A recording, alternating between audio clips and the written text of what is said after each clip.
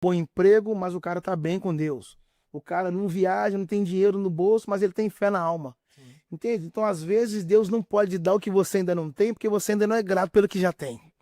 Quando você celebra o que tem, Deus te dá o que você não tem. O cego está à beira do caminho pedindo esmola. Sim. Ele não está reclamando que ele é pobre, ele não está reclamando que ele é cego, ele só está clamando. Por que as pessoas não abrem visão? Porque ao invés delas clamarem, elas reclamam. Uau, é verdade, faz sentido. Clamar, reclamar. Quando você reclama, a visão fecha. Quando você clama, A visão abre. a visão abre. Isso daí, João. Uau. Então, muitas pessoas vão permanecer cegas porque elas ainda não usaram a arma do clamor. Deus não responde a questionamentos, Deus responde a fé. Se você usar a fé, Deus responde, mas se você usar o questionamento, ele se cala. Embora até Deus em silêncio, ele continua falando. Uau, uau. E você acha que essa é uma maneira que Deus realmente fala com muitas pessoas? Deus falando em silêncio?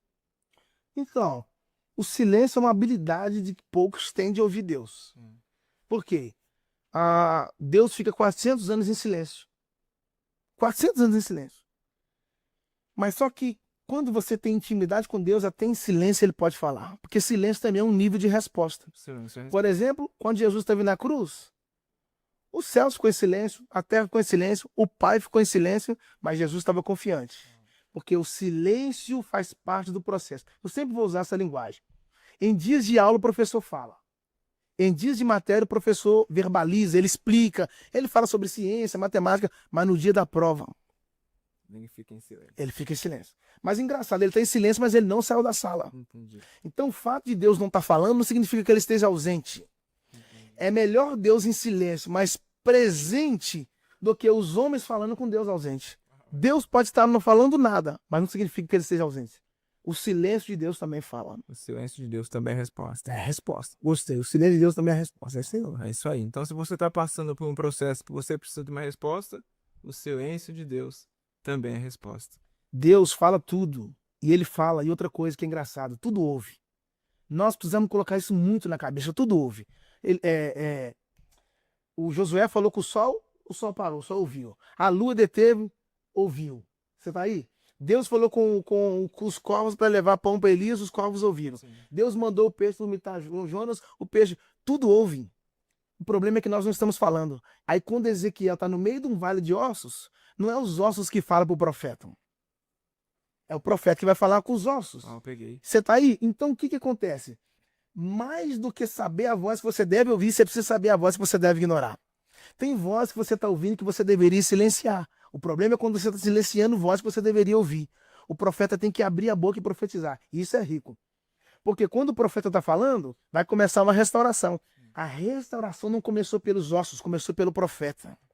Porque toda vez que Deus vai trazer vida, ele não começa pela parte que morreu. Ele começa pela parte que sobreviveu. Entendeu? Então, por exemplo, a Eva está dentro do jardim viva, ouviu a voz da serpente e morreu.